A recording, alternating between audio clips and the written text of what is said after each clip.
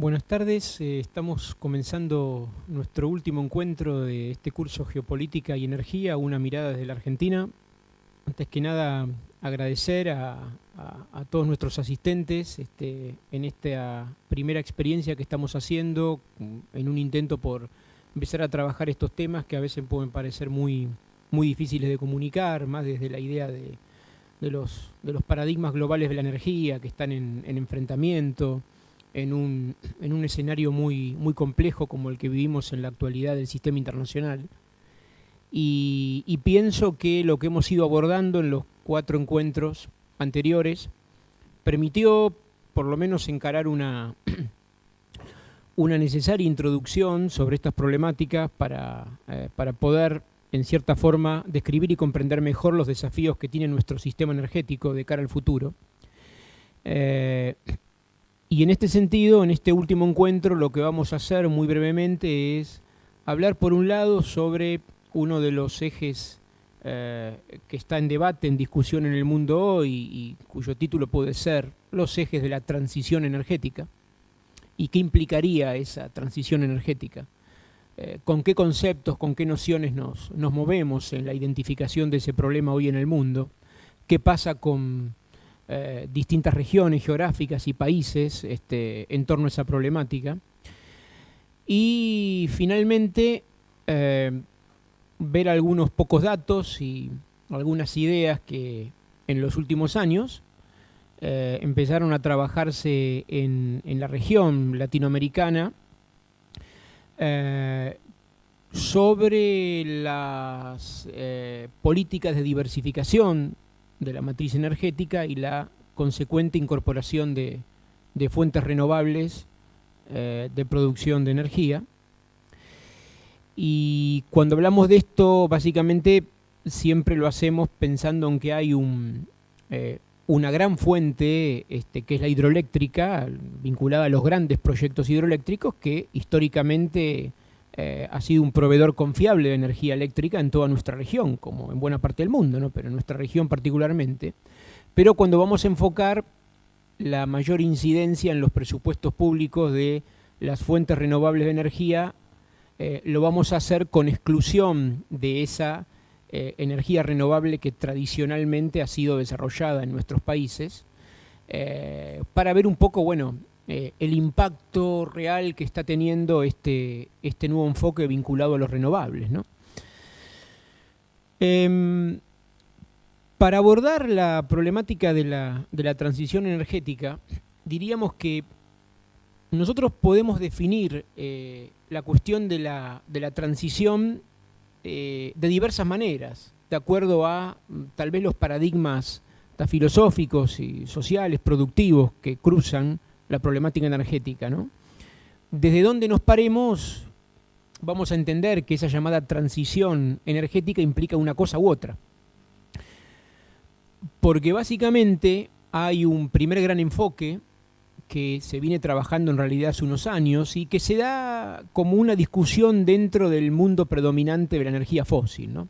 ¿Qué quiero decir con esto? Ahí se entendió que en el contexto de todas las políticas vigentes en los últimos 40 años de mejorar los estándares de eficiencia energética de los sistemas, de tratar de controlar desde el mundo desarrollado la intensidad energética de los sistemas productivos, esto es, tratar de economizar el gasto energético tratando de preservar una lógica productiva a escala, o sea, ascendente permanentemente, ¿no? Y en ese contexto, una primera manera en la cual empezamos a trabajar la problemática de la transición energética no tenía que ver tanto con comenzar a enfocar el problema de la introducción de las renovables en el conjunto de la matriz o del balance energético de un país, sino ver cómo ese primer recurso energético intensivo que ha sido el petróleo, que desde fines del siglo XIX y sobre todo comienzo del XX y después de la Primera Guerra Mundial particularmente, ha sido el recurso fósil que ha predominado como el vector de generación de energía para el conjunto del sistema productivo, fue virando en su relevancia, en su significancia, hacia otro recurso fósil que fue el gas. El tercero en relevancia, que es el carbón, que siguió teniendo durante el siglo XX y con impacto regional vinculado sobre todo a los usos en materia de energía eléctrica, que ha sido relevante en distintas regiones del mundo, desde India, China hasta los mismos Estados Unidos.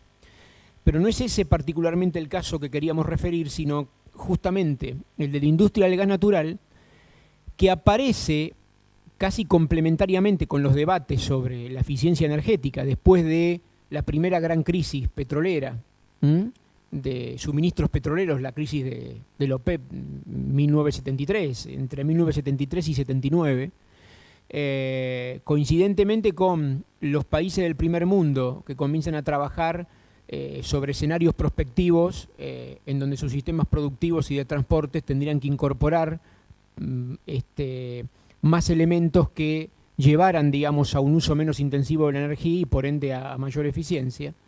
En ese contexto, algunos de los países comienzan a transformar sus llamadas matrices de producción o de generación primaria de energía, tratando de darle más relevancia al gas que al petróleo, y generando una situación en donde el petróleo y sus derivados empieza de alguna manera a ser más intensivamente utilizado en usos finales como el de transporte, que yo diría sigue siendo uno de los aspectos fundamentales desde lo estructural, digamos, ¿no?, que determinan hoy la relevancia que sigue teniendo el petróleo y sus derivados en los usos del transporte. Y en materia industrial empezó a haber también toda una transformación en donde muchas empresas energointensivas empiezan a girar en torno a la utilización del gas como un insumo clave, digamos, ¿no? Y el gas comienza a ser también un vehiculizador, mejor dicho, de procesos masivos de electrificación en buena parte de las sociedades del mundo. Y el gas junto con el carbón en ese sentido terminan siendo dos de los fósiles que en los últimos años van a tener una predominancia para la generación de energía eléctrica. El caso nuestro en América Latina, ¿no?, de Argentina, el caso ahora más cercano de Bolivia, el mismo caso de Brasil, es muy importante. Son algunos de los ejemplos en donde en los últimos años, sobre todo, el gas comenzó a ser un recurso fósil dominante en la generación de energía eléctrica y por ende, en muchos de nuestros casos, comenzó a ser calificado como un bien estratégico en función de esos usos. Y también, diríamos, en aquellos primeros escenarios de transición energética, buscando generar un entorno ambientalmente más sostenible para la producción en escala de energía, el gas fue visualizado en la región de la Unión Europea y en los Estados Unidos y Canadá como un recurso a desarrollar, digamos, ¿no? En el caso de los Estados Unidos y Canadá, como un recurso a desarrollar en términos de transformarse en grandes productores estas regiones, ¿no? Situación que va de la mano también del surgimiento en los últimos 20, 25 años de un nuevo mercado, que algo de esto habíamos hablado, y que es otro elemento de esa transición energética inicial, que tiene que ver con el nuevo mercado del gas natural licuado, que aparece con una multiplicidad de rutas hoy, y que cuando comparamos la situación vigente al comienzo del 2018 con la que existía hace tan solo 20 años, el nivel de desarrollo de toda la infraestructura y logística marítima vinculada a la provisión de gas natural licuado es un antes y un después en el funcionamiento del sistema energético mundial, diríamos, ¿no? Y en ese contexto, decía, el caso de Europa occidental y Europa oriental plantea otra problemática, es la problemática de la vulnerabilidad en ese escenario de transición energética hacia el gas por ser grandes demandantes del gas, que en este caso particularmente el gas ruso, que en los últimos 30 años se ha transformado en un gran proveedor de países europeos orientales y de Europa occidental también, y que ha sido no pocas veces generador, ese nivel de relación entre oferente y demandante ha sido no pocas veces conflictiva y ha generado incluso escenarios de enfrentamientos armados o inducidos por lo menos por esa relación en la región de los Balcanes, mismo en la relación entre la Federación Rusa y Ucrania. Hace unos 12, 13 años con las llamadas o la famosa revolución de los colores, digamos, ¿no? Uno de aquellos enfrentamientos en donde el gas estaba en el centro del conflicto entre Rusia y Ucrania tenía que ver con esto, ¿no? Pero a la vez también lo interesante es que en aquellos países donde el gas es visualizado como un recurso fósil que permite más o menos preservar niveles, allí donde es abundante, digo, ¿no?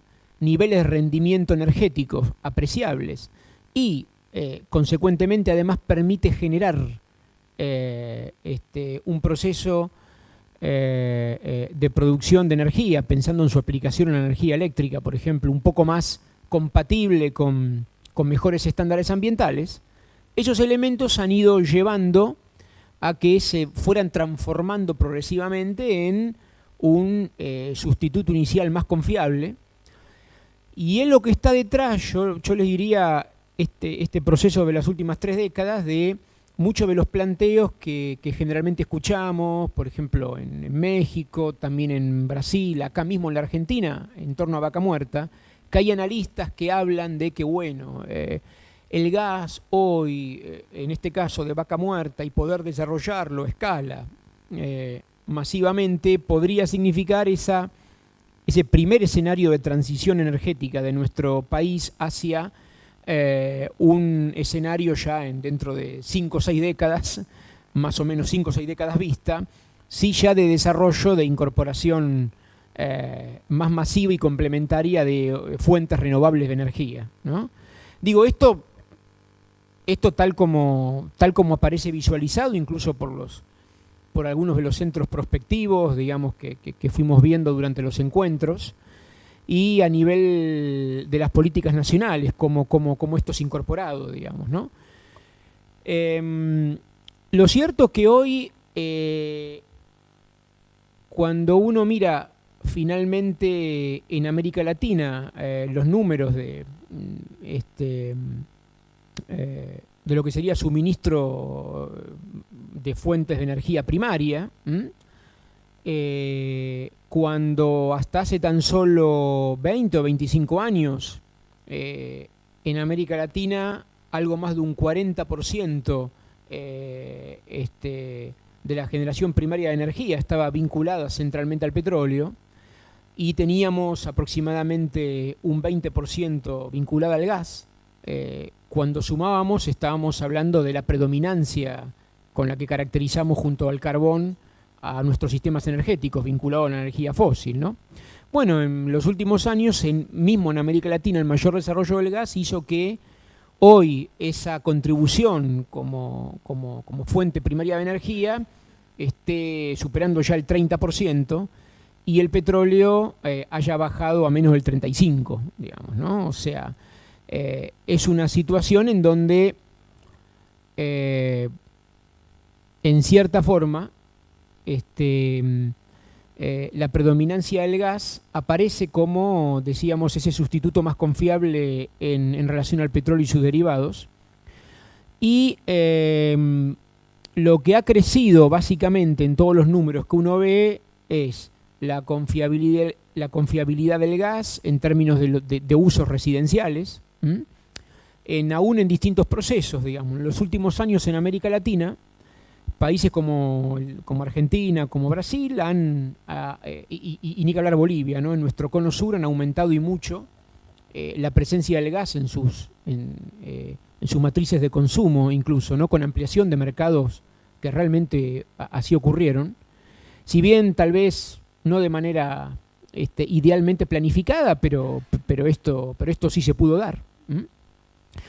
Y más allá incluso de los escenarios de precios que estaban vigentes, ¿no? Digo, porque cuando uno ve la problemática de tarifas, generalmente, no solo en nuestro país, sino en toda la región, que siempre es un problema a discutir en términos de cuáles son los criterios adecuados de de planificación tarifaria en relación a estos bienes que son derechos y servicios públicos también, ¿no? Insustituibles, uno ve que siempre hay graves problemas que en última instancia cruzan la disponibilidad del recurso con el acceso, que es lo que siempre decimos, ¿no? Entonces ahí lo que se generó en ese esquema de transición energética en nuestra región particularmente fue como un escenario muy virtuoso de interrelación, de integración inicial, que no correspondía al que había primado en los 90, que tenía que ver con este escenario en donde, como decíamos en encuentros anteriores, Argentina se había transformado en un proveedor confiable de gas a Chile y en un momento la situación cambió abruptamente porque en nuestros balances productivos empezamos a ver que nos quedábamos sin gas, ¿no? Como decíamos. Y el escenario que se ha dado en los últimos años, que de alguna manera es triangular, ¿no? Entre Brasil, Bolivia y Argentina, en donde Brasil y Argentina aparecen como los dos principales clientes del gas boliviano, ha tenido en los últimos años un escenario de crecimiento vinculado a la propia dinámica del mercado interno boliviano, que creció en términos de cantidad de usuarios y mucho conectados a redes de gas, y además también a una dinámica exportadora más intensiva que Bolivia ha encarado con sus dos mercados principales, ¿no? Pero como esto siempre es tan complicado de pensarlo, incluso con administraciones que suelen ser muy variadas o muy disímiles en cuanto a sus enfoques productivos y centralmente relacionados con el aporte que la energía tiene que dar. Lo que hoy nos encontramos que en ese escenario de integración subregional vinculado al gas entre estos tres países, tenemos la posibilidad de que emerja un cuarto actor que es Chile, con una característica particularmente diferente, digamos, ¿no? Hoy Chile, a partir de la pérdida de la relación estratégica con la Argentina como proveedor confiable de gas, se ha erigido como un posible proveedor de gas natural licuado regasificado, desde las mismas instalaciones a través de las cuales nosotros nos habíamos convertido en exportador confiable de gas a Chile, digamos, ¿no? Y también con un vínculo muy fuerte que Chile ha hecho con mercados internacionales para abastecerse de ese gas natural licuado, ¿no? Entonces, hoy, si ese actor entraría dentro de una dinámica regional que podría ser interesante en términos de pensar una transición de nuestro sistema energético regional hacia un escenario de mayor control, un poco más confiable, lo que sería interesante es ver cuáles son los criterios de compensación, de intercambios, con los cuales vamos a trabajar, digamos, ¿no? Oferentes y demandantes, digo, ¿no? Y cómo le vamos a dar estabilidad a un esquema como ese, que es un esquema que puede lograr estabilidad, y en ese sentido, ¿qué significaría estabilidad? Otro término que entra acá vinculado a la problemática de la transición energética, que es seguridad energética.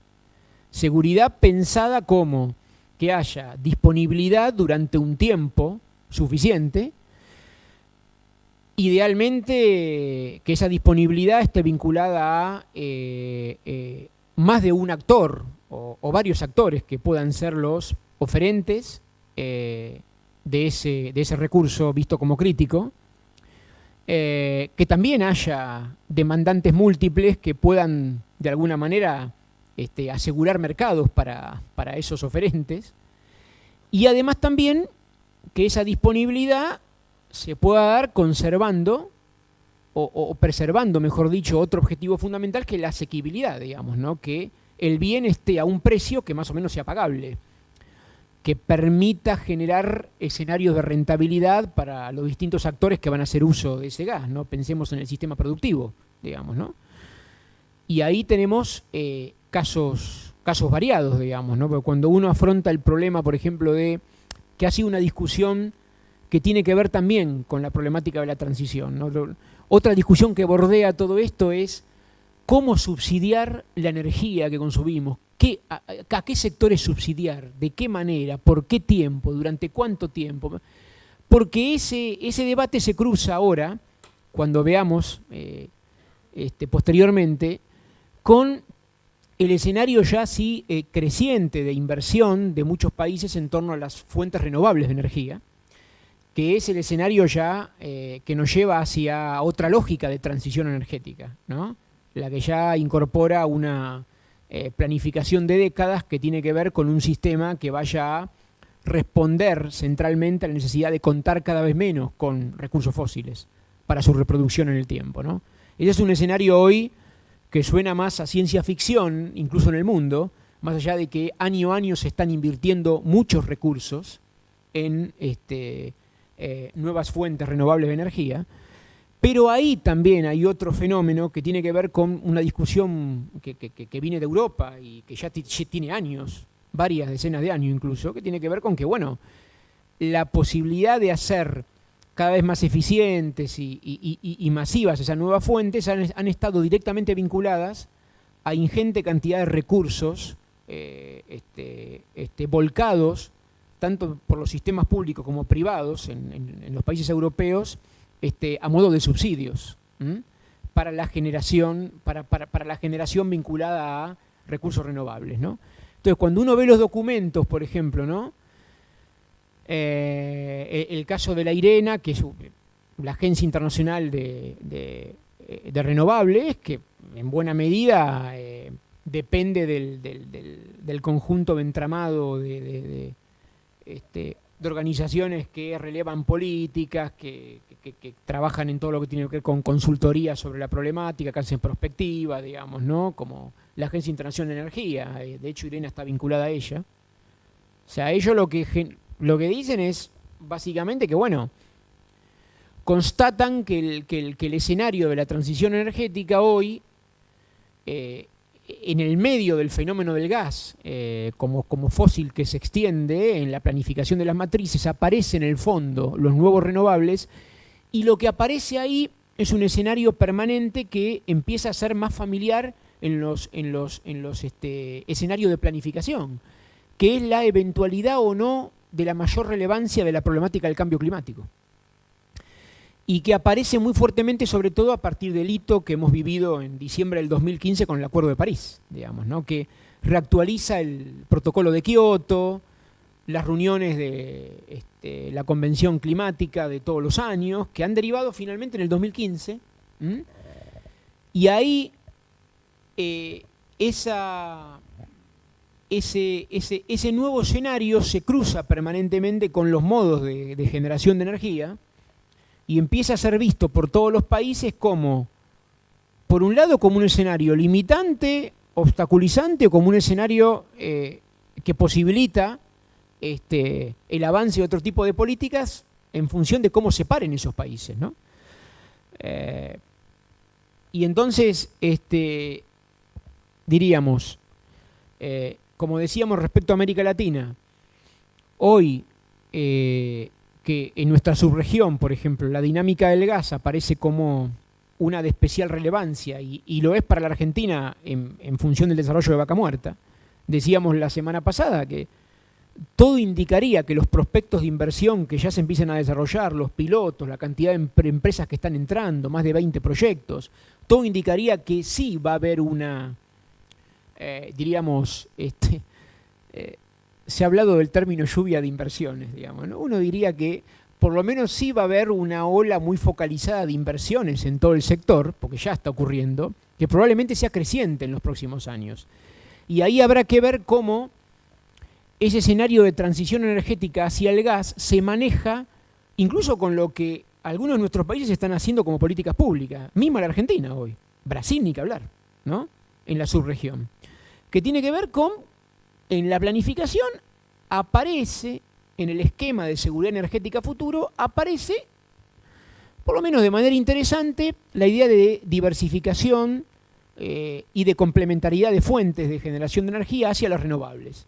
Hacia las renovables no hidroeléctricas masivas, digo, ¿no? A escala, o sea, pensando no en los grandes proyectos hidroeléctricos.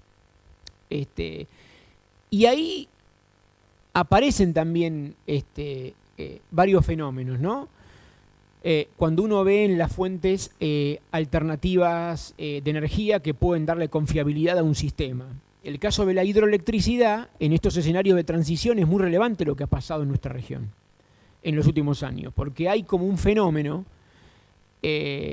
de mayor resistencia ciudadana, incluso regionalmente asentada en muchos de nuestros países. Vamos desde México, Centroamérica, pasando por la región andina, Colombia, por ejemplo, Bolivia misma, también la República Argentina, Brasil. Todos nuestros países en donde en los últimos años han habido desarrollos hidroeléctricos muy relevantes o que se han querido encarar desarrollos hidroeléctricos así muy masivos, se han afrontado con reacciones sociales en donde, bueno, aparecen particularmente visualizados como problemas muchas de las políticas que hay que poner en marcha en términos de procesos de impacto ambientales, de reasentamientos poblacionales, cuando se trata de encarar grandes proyectos hidroeléctricos, ¿no? Y a la vez también, por lo menos como yo veo la cosa, hay ahí como un doble fenómeno, porque aparece ese escenario de reacción desde abajo, que es el mismo que vemos hoy, por ejemplo, en Colombia o en la Argentina, en los enclaves hidrocarburíferos. Es el mismo que vimos en Perú con el caso del gas, en Camisea, hace unos años. Es el mismo que vemos en Bolivia, aún, a pesar de la estabilidad que tiene el sistema energético hoy con Evo y dentro de todo el sistema económico en el país, digamos, ¿no? Pero hay reacciones vinculadas, por ejemplo, a proyectos calificados como extractivos, tanto en áreas rurales como urbanas, que generan una presión en donde la energía tiene mucho que ver, porque lo que aparece es el debate en torno a los usos competitivos de bienes que son vistos como fundamentales para la supervivencia de la comunidad, ¿no? Entonces, también la hidroenergía lo que genera es un debate creciente, mucho en Brasil, sobre el tema de que, bueno, nuestros recursos hídricos utilizados masivamente para generar energía, utilizados para usos como riego, agricultura y ganadería, utilizados para consumo humano, y ahí aparecen los usos competitivos de recursos que son vistos como fundamentales, ¿no? Entonces, en estos esquemas que se ven desde la Agencia Internacional de Energía, IRENA, aquí la OLADE, la Organización Latinoamericana de la Energía en América Latina, consultoras, digamos, distintos escenarios que estudian la problemática energética, CEPAL mismo, ¿qué aparece mucho? Bueno, aparece esta orientación de que hay que ir crecientemente hacia escenarios que se piensen como de usos complementarios, diríamos, ¿no?, de usos sostenibles de recursos que son vistos como estratégicos, ¿no? Agua, energía, ambiente, digamos, ¿no? Pensando en los usos, el medio ambiente bajo esta noción, ¿no? Pensado como proveedor de servicios naturales, digamos, ¿no?, a una población determinada, ¿no? Entonces, el agua y la energía pensado de ese lugar, que es un poco lo que dice hace un tiempo con esta idea de preservar, una idea de preservación vinculada al cuidado que necesita de una menor intensidad productiva, ¿no?, como un proceso económico pensado a futuro, ¿no? Un poco lo que piensa, por ejemplo, el teólogo Leonardo Boff en Brasil, ¿no?, que él habla justamente del ambiente como proveedor de servicios naturales y generador a la vez de un ambiente, de un ámbito de equilibrio permanente para toda la comunidad y para que esa comunidad se pueda reproducir. Pero lo que pasa es que eso necesita de repensar permanentemente el esquema productivo, ¿no? Sin lo cual, diríamos, lo que termina pasando es que es la situación en la que estamos nosotros ahora inmersos, digamos, ¿no? Porque por un lado, desde el mundo se hablan de los escenarios de transición energética vinculado al gas y posteriormente a las energías renovables. Y vemos los números y efectivamente aparecen los grandes actores del juego de la energía, con incluso grandes empresas, con divisiones ya creadas para trabajar sobre renovables. Todos incorporan la dinámica de la sostenibilidad ambiental, todos hablan de la dificultad que los proyectos en escala generan en términos de impacto ambientales, pero en realidad cuando uno después ve la centralidad de la planificación de la política, ¿no?, energética, lo que formulan finalmente una parte relevante de estos países, lo que uno obtiene como resultado es que sigue habiendo una predominancia fundamental en los recursos fósiles como el vector de la seguridad energética, diríamos, ¿no? Pensando en disponibilidad, aún pensando en acceso, depende de los casos. Porque lo que vemos en esto, que Canadá, Estados Unidos, lo veíamos viendo en encuentros anteriores, ¿no? Rusia, India, China, los grandes actores, Unión Europea, es decir, nuestros países, algunos países africanos, América Latina también. Allí todos siguen teniendo los recursos fósiles como, diríamos, recursos cuyo aprovisionamiento debe ser asegurado en el tiempo. Por ende, lo crítico digamos, de la problemática de la seguridad energética también se entronca con otra mirada. La contracara de la idea de seguridad energética está vinculada también con la noción de soberanía energética. Desde la visión, por ejemplo, de los organismos internacionales, generalmente se suele hablar de seguridad energética antes que soberanía. Soberanía es pensada más como un término que en los últimos años ha emergido como reacción a las políticas visualizadas desde Occidente en lo que hace a la apropiación y a la propiedad de la energía y a su distribución. Pero lo que pasa es que también cuando uno ve los aspectos desde los cuales uno tiene que pensar la soberanía energética y que lleve a un modelo más o menos sostenible en el tiempo, aparecen más o menos los mismos aspectos, ¿no? Aparece disponibilidad, que es del corto en el mediano y el largo plazo, o sea, que sea sostenible, ¿no? Mayormente eficiente, que los sistemas sean eficientes, que podamos hacer ahorro de energía, que los balances energéticos permitan que los rendimientos sean más o menos compatibles con un sistema productivo que funcione, a que la sostenibilidad ambiental aparece como un problema, y la asequibilidad o accesibilidad, o sea, que se pueda pagar la energía, o sea, todos estos factores, o si se quiere, dimensiones de la problemática, aparecen para quien observa el problema de la transición desde la seguridad o desde la energía, o desde la soberanía. En cualquiera de los dos casos, lo que se termina pensando al final es si el actor gana más o menos margen de maniobra a partir de los elementos que controla en ese sistema, ¿no? Entonces, lo que permanentemente hay es que sirve ver, y hay que ver el escenario de corto, de mediano y largo plazo. Entonces, hay que ponerse en los tres escenarios. Y entonces ahí, digamos, lo que uno observa, y más que nada con una predominancia de la orientación geopolítica, es que es imposible hacer un balance más o menos integral de cómo se están moviendo los actores, de cómo son los procesos, digamos, ¿no? Si uno no incorpora un criterio, junto a esa integralidad, un criterio que por lo menos le permita vincular su política energética a un escenario más balanceado, que reproduzca la idea de reducir el riesgo de seguridad a partir de la complementariedad de fuentes, que vaya tendencialmente a ese escenario, pero que implique trabajar con los usos finales de energía, hogares, transporte, industria, comercio, de una manera permanente, consecuente en el tiempo, que es un poco lo que de alguna manera intentó hacer la Unión Europea en las últimas 4 décadas, como le decía antes, después de la crisis petrolera, digamos, ¿no? De suministros de la OPEP. Entonces ahí entramos en esta gran fase en la que estamos ahora. Es decir, en el medio de la transición energética hacia el gas, dentro de lo fósil, aparece el escenario de transición energética que tiene como límite el cambio climático y tratar de frenar las consecuencias del calentamiento global, con la introducción de un esquema de planificación que implica no ya solo pensar la energía en términos centralizados, sino pensar la energía incluso con esquemas de producción descentralizadas, ¿no?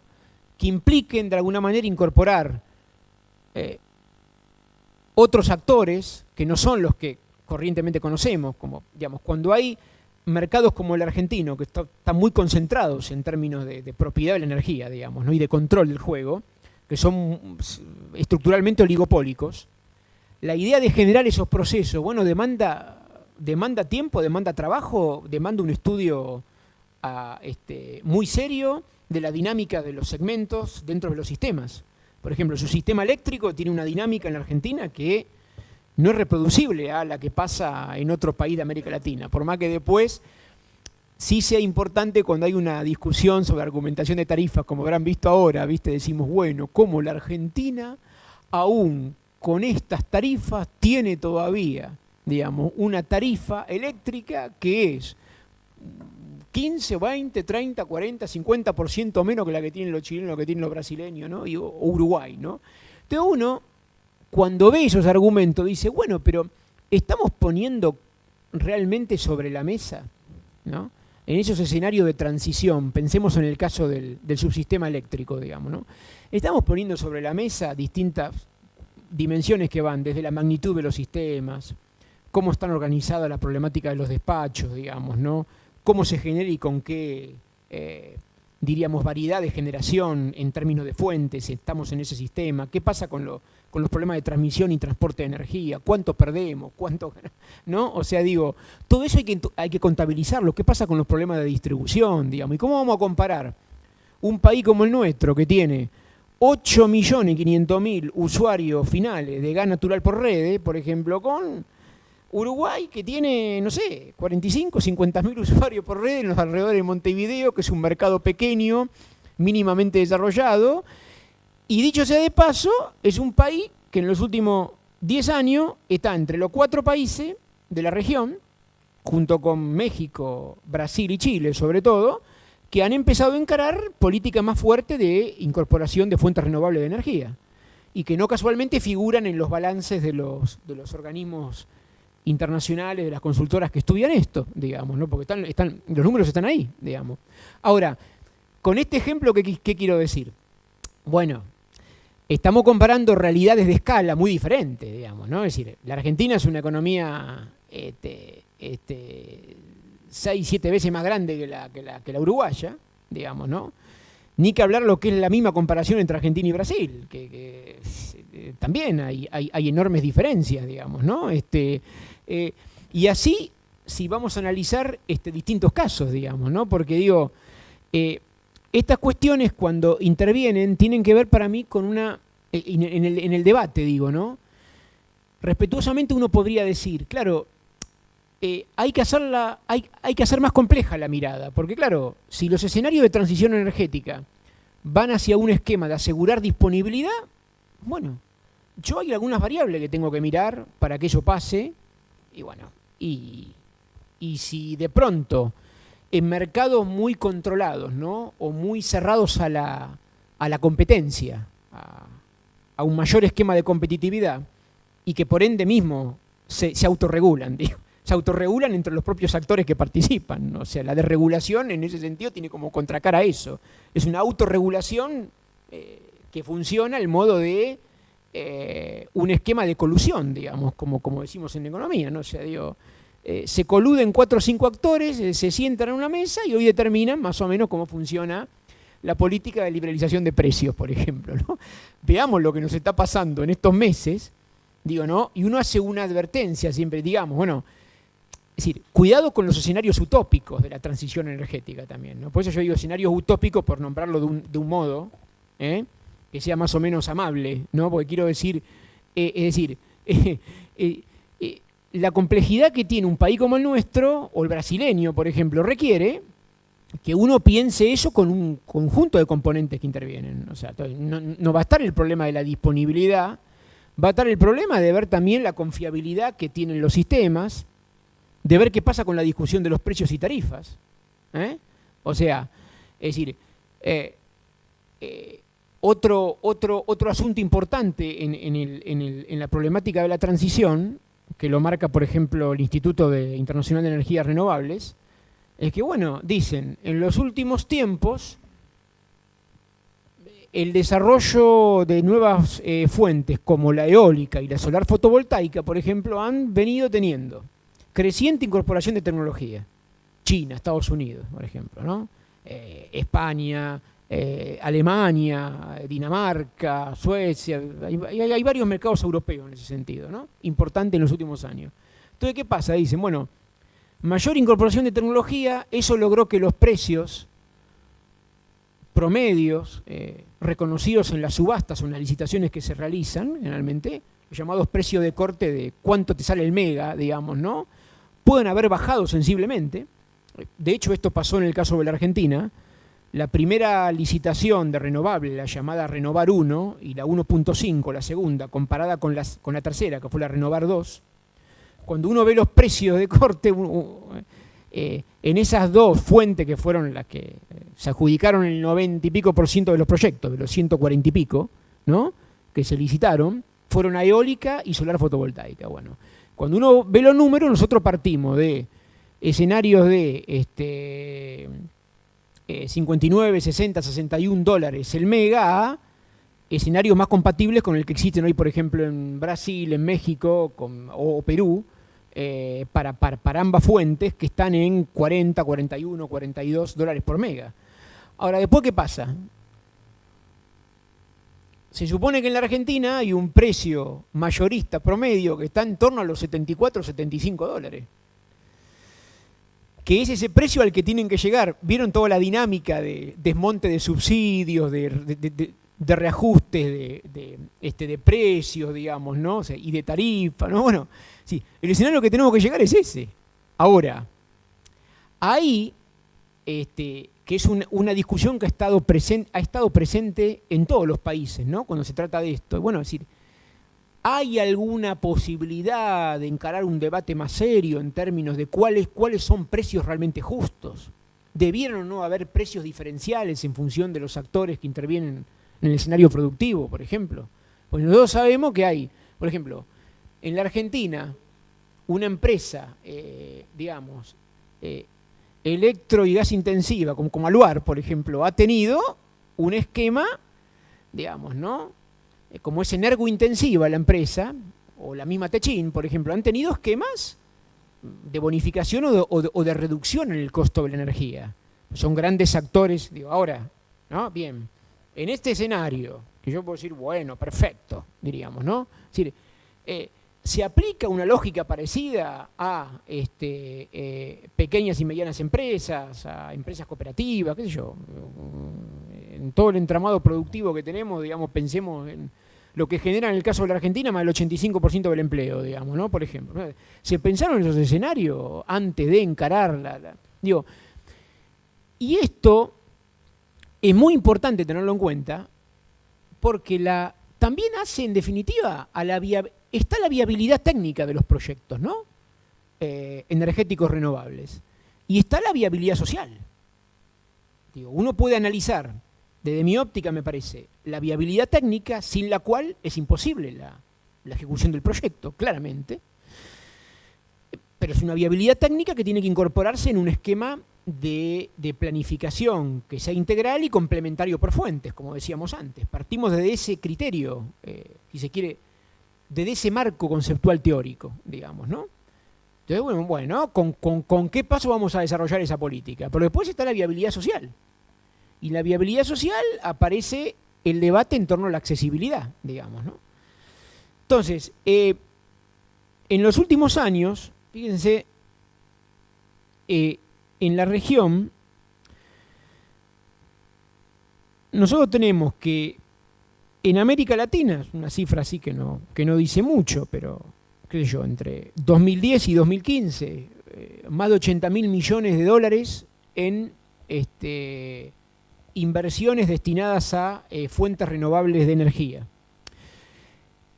Ahora, en los últimos 3 años, esa, digamos, dinámica inversora se ha acrecentado muy fuertemente, mucho en Brasil, mucho en México, también en Chile. Otros países centroamericanos, Uruguay, aparece también Perú, ahora un poco más rezagado.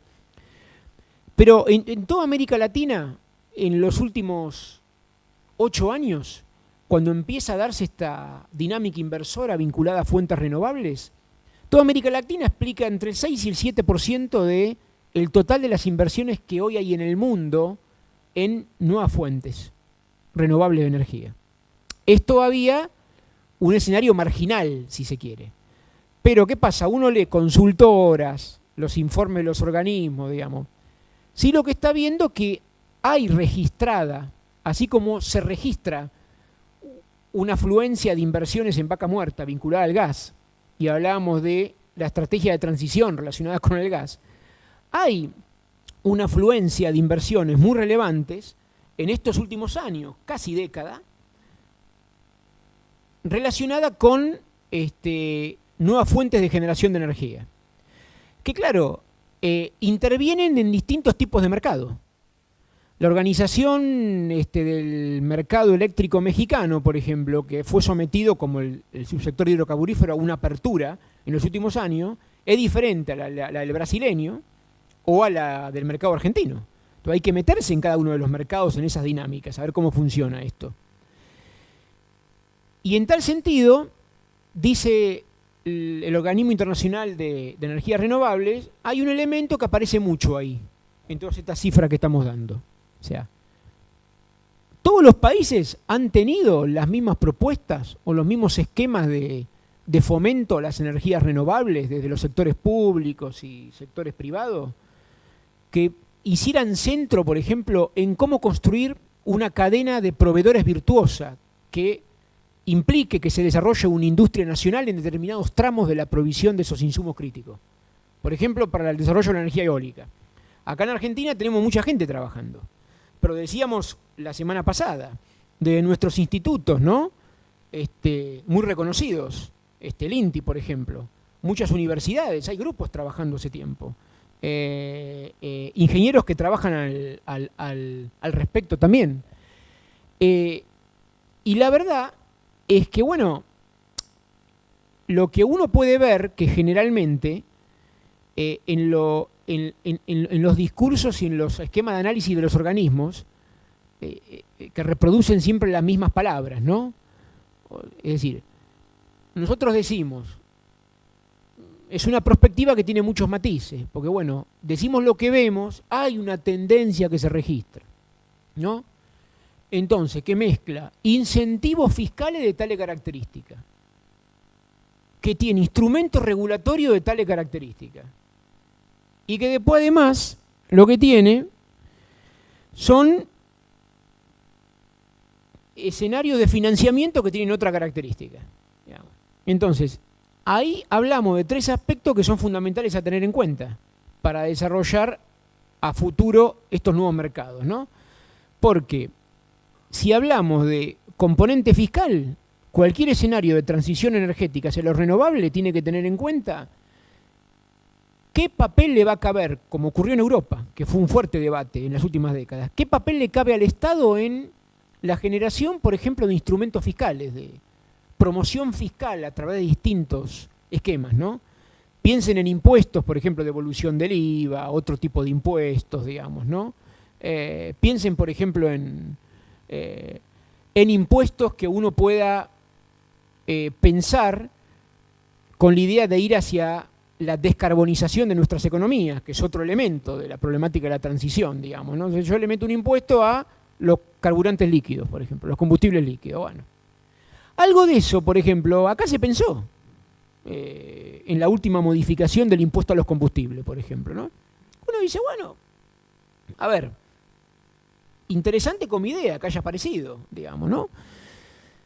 Pero claro, cuando vas al escenario general, lo que vos ves que entra en tensión es esa cosa de que, bueno, si vos vas generalmente a un esquema productivo que tiene que reproducir en escala, pensado como plataforma exportadora, a buena energía renovable no te va a servir.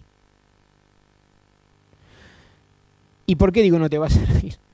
Porque en realidad nosotros en el medio tenemos que estar pensando no solo los modos de desarrollo masivo, que tienen que ver centralmente con la posibilidad crítica, la capacidad crítica de almacenamiento y complementariedad de esas nuevas fuentes con otras fuentes más confiables, digamos, ¿no? Entonces, todo eso hay que pensarlo simultáneamente y requeriría que también el desarrollo de la fuente sea realizado de tal manera que el sistema quede más o menos balanceado. Eso también es un escenario de transición energética, más confiable. Porque ¿qué ocurre? Uno puede incorporar con un criterio a futuro, como pasa en nuestra legislación. En el 2020 nosotros tenemos que llegar más o menos, en el 2025 tenemos que llegar al 20% de provisión de energía eléctrica por fuentes renovables, ¿no? Pero en el medio vos vas a tener un desarrollo masivo de vaca muerta, por ejemplo, ¿no? Y entonces a lo que voy, y dicho fácilmente al poner esto como ejemplo, es decir, y vas a tener un desarrollo minero que se lo ve como masivo también, que es electrointensivo. La minería, como se practica, pensando en la implementación de la minería a cielo abierto, es electrointensiva y es aguaintensiva también, hídrico-intensiva. Entonces, vos tenés que pensar en todas estas situaciones, porque en definitiva, cuando uno ve la conformación en México, en Brasil, de los esquemas de introducción de fuentes renovables, digamos, ¿no? Lo que sí siempre uno ve es que hay un escenario en donde el Estado aparece, sí, dando incentivos. Hay instrumentos regulatorios que se usan. Por ejemplo, en Brasil, que tiene ya varias décadas, en Argentina tiene 15 años, pero están los llamados mandatos de biocombustibles, ¿no? Que tienen que ver con que vos tenés que cortar tu combustible líquido con el llamado bioetanol de maíz o caña de azúcar, y tenés que cortar tu diésel con las hojas centralmente o algún otro grano que vos utilizás para la producción de aceites y finalmente de energía. Entonces, esos escenarios de corte que hoy están establecidos, que tienen que ver con la fuente bioenergética, digamos, ¿no? Que se ha desarrollado mucho en los últimos años, y sobre todo Brasil fue el gran mercado. En la Argentina, ¿qué vemos? Que tuvo un desarrollo en los últimos 15 años que fue muy interesante, ¿no? Pero ¿quiénes eran? La ventaja comparativa de la Argentina hizo que las grandes aceiteras metieran mucho dinero en esto. Y aparecieron también un núcleo de pequeñas empresas también, ¿no? Son como 40 más o menos, un entramado, pero que funciona todo en torno a los puertos de Santa Fe, digamos, ¿no? En toda esta zona productiva. Ahora, en los últimos 5 años nosotros se nos cerró primero un mercado que fue el de la Unión Europea, cuando la Unión Europea, a instancia de España, tomó esta medida como represalia cuando nosotros decidimos estatizar parcialmente YPF. Y después, cuando de alguna manera reemplazamos en parte ese mercado con Estados Unidos, vino la respuesta a los Estados Unidos, ahora con otro gobierno, en un escenario de mayor acuerdo, supuestamente, digamos, ¿no? Que, bueno, finalmente establecieron aranceles, puntos extraordinarios, se cerró la entrada al biodiesel argentino. Entonces ahora vos tenés una situación en donde, para preservar el empleo, la actividad económica, esos sectores que hoy están, digamos, tienen que ver el escenario de cómo trabajar con capacidad ociosa, porque tienen capacidad de producción muy relevante, de las más importantes del mundo. Pues justamente un esquema de producción de energía creado a partir de la ventaja comparativa que tiene la Argentina por el grano, por su producción de aceite, hoy se encuentra entre un escenario en donde vos decís, bueno, ¿cómo le damos continuidad a esto? Viabilidad, factibilidad en términos de empleo, en términos de que sea una actividad económica que siga dando fruto, digamos, que le dé divisas a la Argentina, que es lo que estamos buscando hoy, ¿no? Y en el medio, uno ve que, bueno, de todo esto se manejan escenarios de precios, se le hagan las licitaciones de renovables, y entonces dice, bueno, pero en las licitaciones de renovables, toda la orientación de precios va ligada a que la eólica y solar fotovoltaica se desarrollen con un criterio regional que aparece como determinante, ¿sí? En cuanto a esos desarrollos, sí, eso aparece, pero con un esquema que es lo que ha estado muy criticado y en la superficie muy criticado en Uruguay, por ejemplo, ¿no? En todo este interesante desarrollo renovable que han tenido en los últimos 10 años.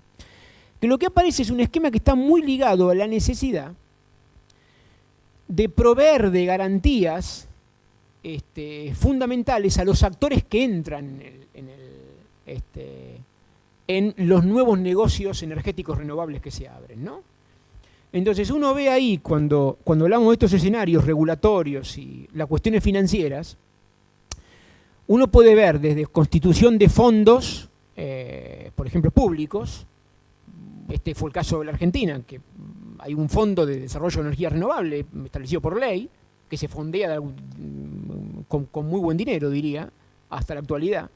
Pero hay otro tipo de garantías que aparecen a modo de avales del Banco Mundial, por ejemplo. En otros casos, Corporación Andina de Fomento, organismos multilaterales que intervienen dando doble garantía, si se quiere, para que los proyectos se desarrollen en un escenario en donde las alternativas entran con precio más bajo, digamos, por lo que hablábamos antes, ¿no? Se abaratan, mayor tecnología, ¿verdad? Pero, ¿qué es lo que aparece? Aparece que entran en un escenario en donde en nuestros países lo que hay son tendencias a, artificialmente o no, ese es motivo de otra discusión, y gran discusión diríamos, pero artificialmente o no con precios altos promedio de la energía. Entonces, aunque haya en el futuro energía abundante, que el gas a mí me genere un escenario, digamos, ¿no?, de posibilidad de ir a precios, si se quiere, más bajo en términos de los usos de la industria, por ejemplo, ¿no?, aún para usuarios residenciales, comerciales. ¿Cómo se va a compadecer esto con contratos que son realizados a largo plazo, contratos de 15 o 20 años, y que tienen cláusulas también de indexación en un escenario de turbulencia cambiaria, financiera, por ejemplo, como el que entonces, al final, ¿quién me puede decir hoy cuál va a ser el escenario de disponibilidad y de accesibilidad en materia de energía en Brasil, en la Argentina, en México, en Chile, digamos, ¿no? Entonces, esos aspectos para mí, que un poco son los que quería por lo menos desarrollar de todo lo que se puede decir sobre la incorporación de las fuentes renovables, es algo que hay que tenerlo muy en cuenta, porque acá tenemos otro talón de Aquiles importante, tal como lo veo. Nosotros, a diferencia de Brasil, tenemos un sector de la banca pública que todavía existe, pero es mucho menos desarrollado que el brasileño, y a diferencia de Brasil no se ha incorporado con más peso en la financiación, en términos de subsidiar realmente desde lo público los nuevos proyectos de energía renovable. Y a la vez tenemos un sector privado que su nivel de compromiso, ¿no?, pensemos en el sistema bancario argentino, privado, ¿no?, entrando en la esquemas de financiación, digamos, ¿no?, de fondeo de los nuevos proyectos, aparece como algo a discutir.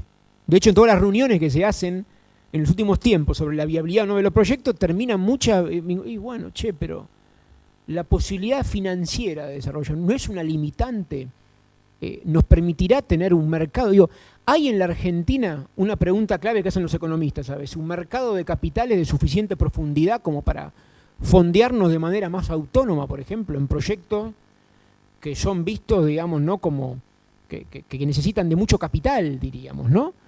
Entonces digo, y si no dependemos de quién, y bueno, y entonces uno, cuando termina de cruzar todo esto con el tipo de encadenamientos productivos que se arman, lo que termina viendo es que en los proyectos que han sido licitados en estos 2 años y pico, y en los que se están poniendo en marcha, resulta que vos tenés una cantidad de disposiciones que salen como cataratas en los últimos meses, que tienen que ver con que, bueno, estamos hoy importando, por ejemplo, para empezar a montar definitivamente los proyectos eólicos, estamos importando aerogeneradores y otro tipo de insumos y de bienes que necesitamos para poner en funcionamiento en tiempo y forma los proyectos, digamos, ¿no?, por el tema de las penalizaciones y todo, ¿no? Pero en el medio se trabaja de una manera, como pasa también una realidad que ocurre en los otros países, ¿no? Muchas veces las áreas de energía con las áreas de industria no trabajan bajo los mismos patrones en términos de objetivos finales, ¿no? O no trabajan con el mismo tempo, digamos, ¿no? La coordinación de política, de escenarios, digamos, ¿no? Entonces, tenemos la situación que estamos viendo ahora, que probablemente uno diga, bueno, finalmente podremos hacer un esfuerzo en 1 o 2 años para llegar al primer escenario que teníamos que haber cubierto en el 2017, que era del 8%, si mal no recuerdo ahora, por nuestra ley, por ejemplo, ¿no? Pero el tema es en estas condiciones que estábamos describiendo, digamos, ¿no? En estas circunstancias, digamos. Con lo cual, si encima uno tiene una situación en donde el precio se termina transformando, ¿no?, en un esquema que, al contrario de dar previsibilidad a los actores que están vinculados con el mundo de la energía, directo o indirectamente, lo que le genera es una situación de indefinición permanente, imposibilidad para planificar, digamos, cómo continúa la actividad, cómo sigue, digamos, ¿no?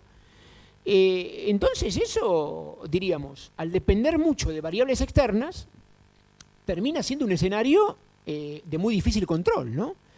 Y finalmente, concluir con esto, el otro gran problema que vemos en los escenarios de transición energética en América Latina también, no solo la Argentina, tiene que ver con que cómo se garantizan normativamente esquemas de regulación de la energía que permitan la entrada de nuevos jugadores, por ejemplo, pensando en el sector eléctrico, ¿no?, que no reproduzcan los esquemas de concentración de la producción que nosotros vemos, y que además también permitan que los esquemas descentralizados de producción, transporte y distribución de energía puedan ser operativos, por ejemplo, en países como los nuestros, justamente México, Brasil y la Argentina, que, amén de ser países federales, tienen estructuras geográficas muy diversas y muy complejas, digamos, ¿no? Entonces, por eso mismo, cuando hablamos de estos países, no podemos compararlo per se con Uruguay, con Paraguay, con Bolivia, con Chile. Son otras realidades, digamos, ¿no? Que es un poco lo que lamentablemente me parece que nos pasa cuando analizamos la problemática energética y lo que termina operando es una reducción, digamos, ¿no?, del problema de la energía visto desde un enfoque, desde un lugar. A mí me preocupa la visión reduccionista, digamos, ¿no? Últimamente ha primado mucho la económica. Entonces, al primar mucho la visión de la economía de la energía, uno de pronto dice, bueno, la relevancia de la disponibilidad de energía es tan crucial que la forma en que los otros aspectos de alguna manera funcionan inarmónicamente, finalmente me termina generando una inestabilidad en el conjunto del sistema. Porque digo, es como un efecto, aunque no hubiera sido un efecto buscado, esto es como un sistema social, digamos. El sistema energético es un esquema muy complejo desde la producción hasta la distribución final, digamos, ¿no?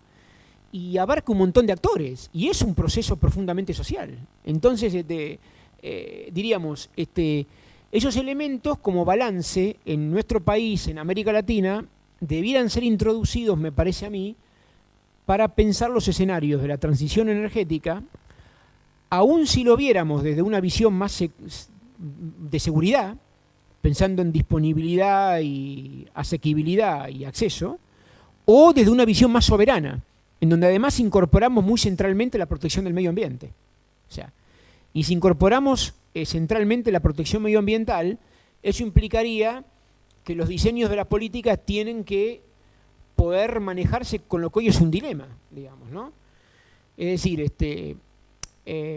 la producción a escala de energía implica enfrentarse cada vez más con problemas ambientales que pueden ser vistos acumulativamente. Entonces, eso ¿cómo vamos a lidiar con eso en el tiempo? Diríamos, ¿no? Entonces, bueno, esas son algunas de las cuestiones con las que queríamos terminar. En cierta forma, a la vez, creo que nos va a servir para crear un puente con lo que esperamos podamos hacer en la segunda parte del año con alguna discusión más focalizada por sectores, ojalá podamos hacerlo, habíamos pensado en el sector nuclear, y que de alguna manera acá el grupo que se ha conformado de interesados sobre esta problemática lo podamos mantener en cierta forma, con el objetivo de intercambiarnos información, datos, de tratar de hacer un seguimiento sobre esto, y con la idea además también de incorporar todas las visiones, ¿no?